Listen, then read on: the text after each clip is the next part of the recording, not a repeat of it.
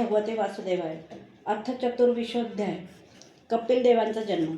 मैत्रेय म्हणाले, उत्तम गुणांनी सुशोभित अशा मनुकुमारी देवहूतीने जेव्हा अशी वैराग्याची गोष्ट केली तेव्हा कृपाळू कर्दम मुनींना भगवान विष्णूने सांगितलेल्याचे स्मरण झाले. ते तिला म्हणाले. कर्दम म्हणाले, हे स्तुत्य राजकुमारी, तू याविषयी असा खेद करू नकोस. अविनाशी भगवान विष्णू लवकरच तुझ्या गर्भात प्रवेश करतील. तू अनेक प्रकारच्या व्रतांचे पालन केले आहेस म्हणून तुझे कल्याणच होईल. आता तू संयम, नियम, तप आणि द्रव्य दान करीत श्रद्धापूर्वक भगवंतांचे भजन कर. अशा प्रकारे तू आराधना केल्यानंतर श्रीहरी तुझा पुत्र होऊन माझे यश वाढवतील आणि ब्रह्मज्ञानाचा उपदेश करून तुझ्या हृदयातील अहंकारमय ग्रंथींचे छेदन करतील. मैत्रेय म्हणाले, प्रजापती कर्दमांविषयी आदर असल्याने देवहूतीने त्यांच्यावर पूर्ण विश्वास ठेवला आणि ती निर्विकार अशा जगद्गुरू भगवान श्री पुरुषोत्तमांची आराधना करू लागली. अशा रीतीने पुष्कळ काळ गेल्यानंतर भगवान मधुसूदन कर्दमांच्या वीर्याचा आश्रय घेऊन देवहूतीपासून लाकडातून अग्नी प्रकट व्हावा त्याप्रमाणे प्रकट झाले. त्यावेळी आकाशात ढगजलांचा वर्षाव करीत गडगडाट करून वाद्ये वाजवू लागले, गंधर्व गाणे गाऊ लागले आणि अप्सरा आनंदित होऊन नाचू लागल्या. आकाशातून देवतांनी टाकलेल्या दिव्य फुलांचा वर्षाव होऊ लागला. सर्व दिशांमध्ये आनंद पसरला. जलाशयातील पाणी निर्मळ झाले आणि सर्व जीवांची मने प्रसन्न झाली. याच वेळी सरस्वती नदीने वेढलेल्या कर्दमांच्या त्या आश्रमात मरीची इत्यादी मुनींसहित ब्रह्मदेव आले.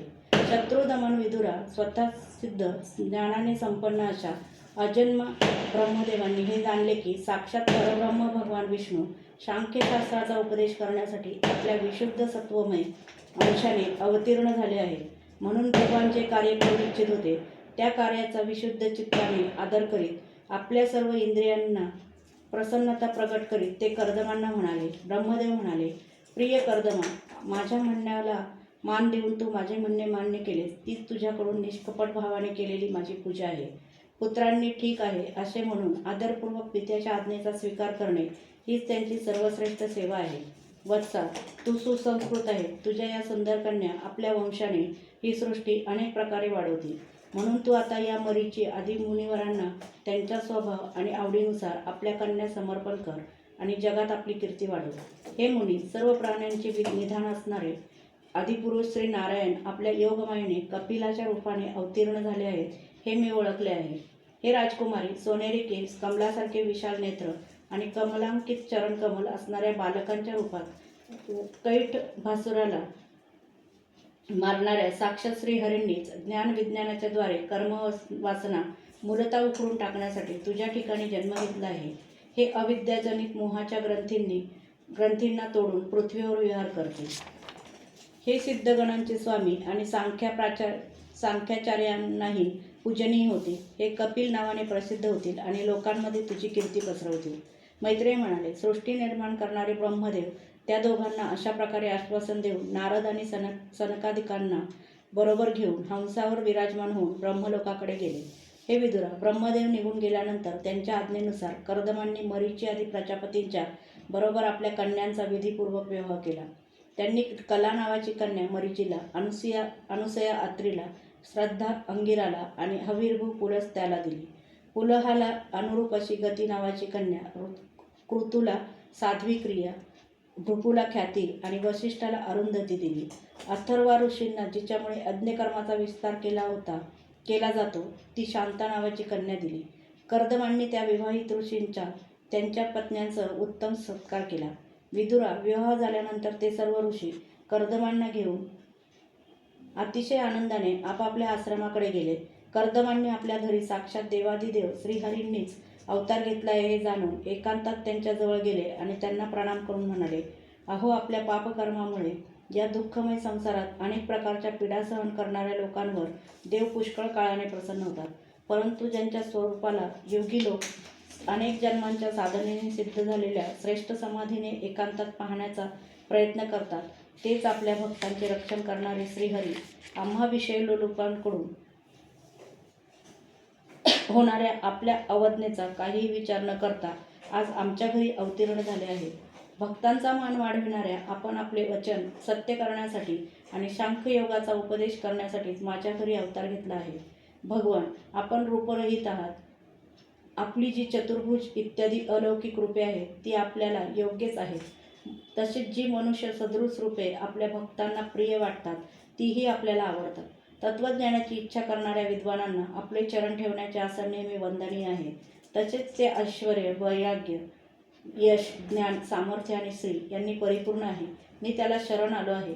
भगवान, आपण परब्रह्म आहात. प्रकृती, पुरुष, महतत्व, काल, त्रिविध अहंकार, समस्त लोक आणि लोकपालांच्या रूपामध्ये आपणच प्रकट आहात. तसेच आपण साऱ्या प्रपंचाला चेतनाशक्तीने आपल्यात लीन करून घेता, म्हणून आपण याच्याही पलीकडे आहात. अशा आपणा भगवान कपिलांना मी शरण आलो आहे. आपण पुत्ररूपाने अवतरल्याने मी तिन्ही ऋणातून मुक्त झालो आहे आणि माझे सर्व मनोरथ पूर्ण झाले. आता मी संन्यासाश्रम ग्रहण करून आपले चिंतन करीत शोकरहित होऊन विहार करीन. आपण समस्त प्रजेचे स्वामी आहात, म्हणून मी आपली आज्ञा मागतो. श्री भगवान म्हणाले, मुनिवर्य, वैदिक आणि लौकिक अशा सर्व कर्मांसाठी जगात माझेच म्हणणे प्रमाण आहे. म्हणून मी तुला जे सांगितले होते की मी तुझ्या घरी जन्म घेईन ते सत्य करण्यासाठीच मी हा अवतार घेतला आहे. या लोकामध्ये माझा हा जन्म लिंग शरीरातून मुक्त होण्याची इच्छा करणाऱ्या मुनींना आत्मदर्शनासाठी उपयुक्त अशा प्रकृती आदितत्वांचे विवेचन करण्यासाठी झाला आहे. आत्मज्ञानाचा हा सूक्ष्म मार्ग बऱ्याच काळापासून लुप्त झाला आहे. याला पुन्हा प्रवर्तित करण्यासाठीच मी हे शरीर धारण केले आहे असे समज. मी आज्ञा करतो की तू इच्छेनुसार जा आणि आपली संपूर्ण कर्मे मला अर्पण करीत जिंकण्यास अत्यंत कठीण अशा मृत्यूला जिंकून मोक्षपद प्राप्त करण्यासाठी माझे भजन कर. मी स्वयंप्रकाश आणि सर्व जीवांच्या अंतःकरणात राहणारा आत्मा आहे. म्हणून तू विशुद्ध बुद्धीने आपल्या अंतःकरणात माझा साक्षात्कार करून घेशील आणि शोकमुक्त होऊन मोक्ष प्राप्त करशील. माता देवहूतीला सुद्धा मी संपूर्ण कर्मापासून मुक्त करणारे आत्मज्ञान देईल. त्यामुळे या संसाररूप भयापासून ती पार होईल. मैत्रेय म्हणाले, भगवान कपिलांनी याप्रमाणे सांगितल्याप्रमाणे प्रजापती कर्दम त्यांना प्रदक्षिणा करून प्रसन्न चित्ताने वनातच निघून गेले. तेथे अहिंसादिक मुनिव्रतांचे पालन करीत ते केवळ श्री भगवंतांना शरण गेले. तसेच अग्निहोत्र आणि गृहस्थ आश्रमाचा त्याग करून निसंभव भावाने पृथ्वीवर भ्रमण करू लागले. जे कार्यकारणाच्या पलीकडे आहे, सत्वादी गुणांचे प्रकाशक, तसेच निर्गुण आहे आणि अनन्य भक्तीनेच ज्यांची प्राप्ती होते, त्या परब्रह्मामध्ये त्यांनी आपले मन एकाग्र केले. ते अहंकार, ममता आणि सुखदुःखादी द्वंद्वापासून अलग होऊन भेददृष्टीरहित झाले आणि सर्वांमध्ये आपल्याच आत्म्याला पाहू लागले. त्यांची बुद्धी अंतर्मुख आणि शांत झाली. त्यावेळी धीरोदात्त कर्दम लाटा नसलेल्या समुद्राप्रमाणे दिसत होते. परमभक्तिभावाने सर्वार्थयामी सर्वज्ञ भगवान वासुदेवांच्या मध्ये चित्तस्थिर झाल्याने ते साऱ्या बंधनातून मुक्त झाले. संपूर्ण भूतांमध्ये आपला आत्मा असलेल्या श्री भगवंतांना आणि भूतमात्राला आत्मस्वरूप श्री हरींमध्ये स्थित असलेले ते पाहू लागले. अशा रीतीने इच्छा आणि द्वेषरहित होऊन सर्वत्र समबुद्धी आणि भगवत भक्तीने संपन्न होऊन श्री कर्दमांनी भगवंतांचे परमपद प्राप्त करून घेतले. अध्याय 24 समाप्त. अथ पंचविंशोऽध्याय. देवहूतीचा प्रश्न आणि भक्तियोगाचा महिमा. शौनकांनी विचारले, तत्वांची संख्या करणारे भगवान कपिल साक्षात अजन्म नारायण असून सुद्धा लोकांना आत्मज्ञानाचा उपदेश करण्यासाठी आपल्या मायेने उत्पन्न झाले होते. मी भगवंताची पुष्कळशी चरित्रे ऐकली आहेत, परंतु या योग प्रवर पुरुषश्रेष्ठ कपिलांची कीर्ती ऐकूनही माझे मन तृप्त होत नाही. सर्वथा स्वतंत्र असे श्रीहरी आपल्या योगमायेने ज्या लीला करतात त्या सर्व कथन करण्यायोग्य कथा श्रद्धावान आपण ऐकवाव्यात. सूत म्हणाले, मुनिवर्य, आपल्याप्रमाणे जेव्हा विदुराने सुद्धा हाच आत्मज्ञानविषयक प्रश्न विचारला तेव्हा श्री व्यासांचे सुहृदय भगवान मैत्रेय प्रसन्न होऊन मैत्रेय म्हणाले, पितावनात निघून गेल्यानंतर भगवान कपिल मातेला आनंद देण्याच्या इच्छेने बिंदुसर तीर्थावर राहू लागले. तत्वसमूहांचे पारदर्शी भगवान कपिल एक दिवस स्वस्तपणे आसनावर बसले होते. त्यावेळी ब्रह्मदेवांच्या वचनांचे स्मरण होऊन देवहूती आपल्या मुलाला म्हणाली. देवहूती म्हणाली, हे सर्वव्यापी प्रभू, या इंद्रियांच्या विषय लालसेने मी अत्यंत उद्विग्न झाले आहे आणि याची इच्छा पूर्ण करण्यासाठी मी घोर अज्ञानांधकारात पडले आहे. आता आपल्या कृपेने माझी जन्मपरंपरा समाप्त झाली आहे आणि त्यामुळे या दुस्तर अंधकारातून पाडण्यासाठी उत्कृष्ट नेत्ररूप असे आपण मला प्राप्त झाला आहात. आपण सर्व जीवांचे स्वामी भगवानादी पुरुष आहात. तसेच अज्ञान अंधकाराने अंध झालेल्या लोकांसाठी नेत्रस्वरूप असणारे आपण सूर्याप्रमाणे प्रकट झाला आहात. देवा, या देहगृह इत्यादींमध्ये जो माझेपणाचा दुराग्रह असतो तोही आपणच निर्माण केला, म्हणून आता आपणच माझा हा मोह नाहीसा करा. आपण आपल्या भक्तांच्या संसाररूप वृक्षासाठी कुऱ्हाडीप्रमाणे आहात. प्रकृती आणि पुरुष यांचे ज्ञान प्राप्त करण्याच्या इच्छेने मी शरणागत वत्सल आपणास शरण आले आहे. भागवत धर्म जाणणाऱ्यात आपण सर्वश्रेष्ठ आहात. मी आपणास प्रणाम करीत आहे. मैत्रेय म्हणाले, अशा प्रकारे माता देवहूतीने परमपवित्र आणि लोकांना मोक्ष मार्गाबद्दल प्रेम उत्पन्न करणारी आपली इच्छा प्रकट केली.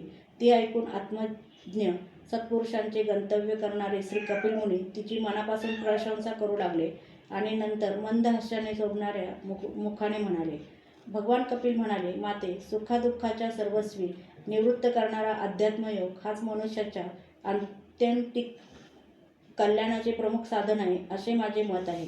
माते, पूर्वी नारद आदी ऋषींनी ऐकण्याची इच्छा व्यक्त केल्यावर सर्व अंगांनी संपन्न अशा योगाचे मी वर्णन केले होते. तेच मी आता तुला सांगतो.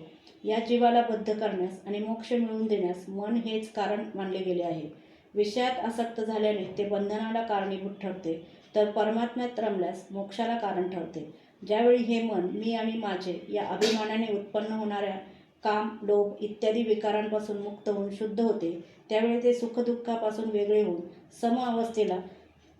समअवस्थेला प्राप्त होते.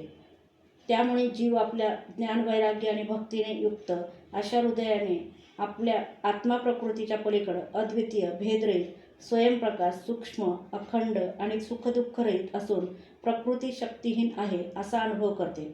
योग्यांना भगवत प्राप्तीसाठी सर्वात्मा श्रीहरींच्या भक्तीसारखा दुसरा कोणताच कल्याणकारक मार्ग नाही.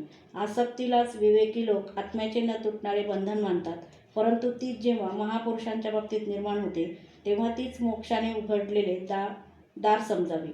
जे लोक सहनशील, दयाळू, सर्व प्राण्यांचे निष्काम हितेच्छू, कोणाबद्दलही शत्रुत्वाची भावना न ठेवणारे, शांत, सरळ स्वभावाचे आणि सत्पुरुषांचा सन्मान करणारे असतात, ते माझ्यावर अनन्य भावाने दृढ प्रेम करतात.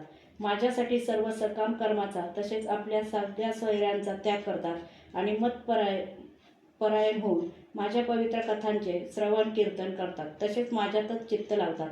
त्या भक्तांना संसारातील निराळे ताप मुळीच दुःख देऊ शकत नाहीत.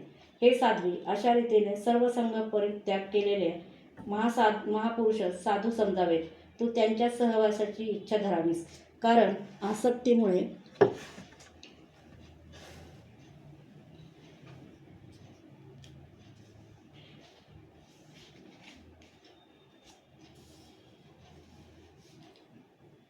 आसक्तीमुळे निर्माण होणाऱ्या दोषांचे ते निराकरण करतात.